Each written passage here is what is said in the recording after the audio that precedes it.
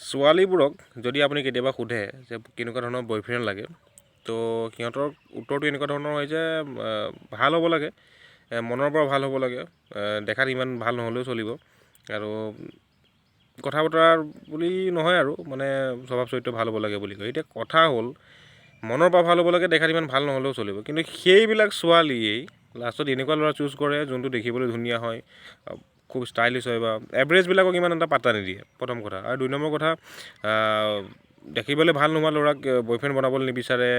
হয়তো এইটো কাৰণে হ'ব পাৰে যে লগৰ ছোৱালীবিলাকে হয়তো হাঁহিবও পাৰে যে এইটো কেনেকুৱা ল'ৰা পতালি বুলি, বা এইটো তোৰ বয়ফ্ৰেণ্ডটো কেনেকুৱা বুলি, হয়তো সেইটো কাৰণেও নহ'ব পাৰে। এইটো একচুৱেলি মই কোৱা কথা নহয়, এইটো মোৰ মানে কি আমাৰ দেখোঁ আৰু এইটো একচুৱেলি দেখা শুনা কথা। একচুৱেলি ল'ৰাবিলাকে এইটো ভুগিবলগীয়া হয়, আৰু ইয়াৰ এজন ভুক্তভোগী মোৰ বন্ধু মৃগাংক বৰা।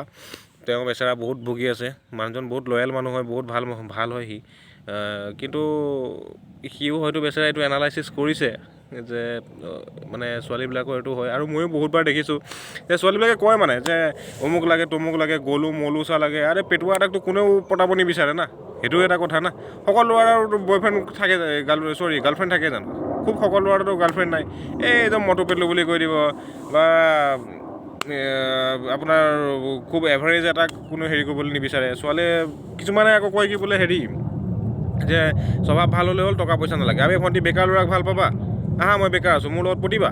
কথাটো তেনেকুৱা না। মই বেকাৰ নহয় বাৰু। তো বস্তুবোৰ তেনেকুৱাই, মানে মানুহে কোৱা কথা আৰু কৰাৰ মাজত একো নিমিলে, মানে কয় কিবা কৰে কিবা। কাৰণ কি বহুত ক্ষেত্ৰত দেখিবলৈ পোৱা যায় আজিৰ দিনত স্বভাৱ চৰিত্ৰ বা আজিৰ দিনত আপোনাৰ এইবোৰ বস্তুৰ কোনো দাম নাই। দাম আছে মাত্ৰ টকাৰ। যদি আপোনাৰ তাত টকা আছে চব হ'ব, টকা নাথাকিলে একো নহয়।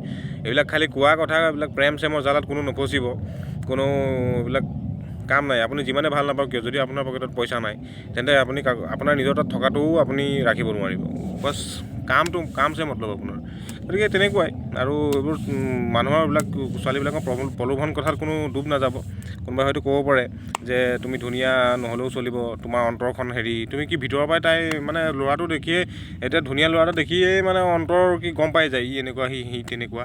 চালা মানুহক ক'ব এটা যে মোক এনেকুৱা ভাল ল'ৰা এটা নহ'লেও চলিব, পিছত ভাল পাব সেইটোক যোনটো চবচে হাৰামি, আৰু সেইটোক ভাল পাই লৈ পিছত যেতিয়া ব্ৰেকআপ হ'ব লাষ্টত পস্তাই পেলাই ফেচবুকত চিঞৰ বাখৰ কৰিব, মোৰ লগত এনেকুৱা হ'ল, মোৰ লগত তেনেকুৱা হ'ল। তাৰপিছত তাইক আকৌ আশ্বাস দিয়া মানুহ, এই আমাৰ হাৰামিকেইটাই আহিব আকৌ তাইক আশ্বাস দিবলৈ, তুমি দুখ নকৰিবাচোন, তুমি অমুকহে তুমি তমুকহে। মানে ল'ৰাবিলাক এনেকুৱা হাৰামি, মানে ব্ৰেকআপ হোৱাৰ পিছতো মানে তাইক সান্ত্বনা দিবলৈ নেৰে, এনেকুৱা হাৰামজাদা মানে। আৰু কিছুমান এনেকুৱা আছে ৰিলেশ্যনশ্বিপ ষ্টেটাছ দিছে, তাত কংগ্ৰেচুলেশ্যন দি তাতো আকৌ দিয়ে তুমি ইমান ধুনীয়া, তুমি অমুক তমুক। মানে এক্সপেক্টেশ্যন লেভেলটো চাওক আপুনি। ৰিলেশ্যনশ্বিপ ষ্টেটাছ দিয়া ছোৱালীজনীকো এৰিবলৈ নিবিচাৰে। গতিকে কি ক'ম আৰু, ক'বলগীয়া ইয়াত একো নাই আৰু।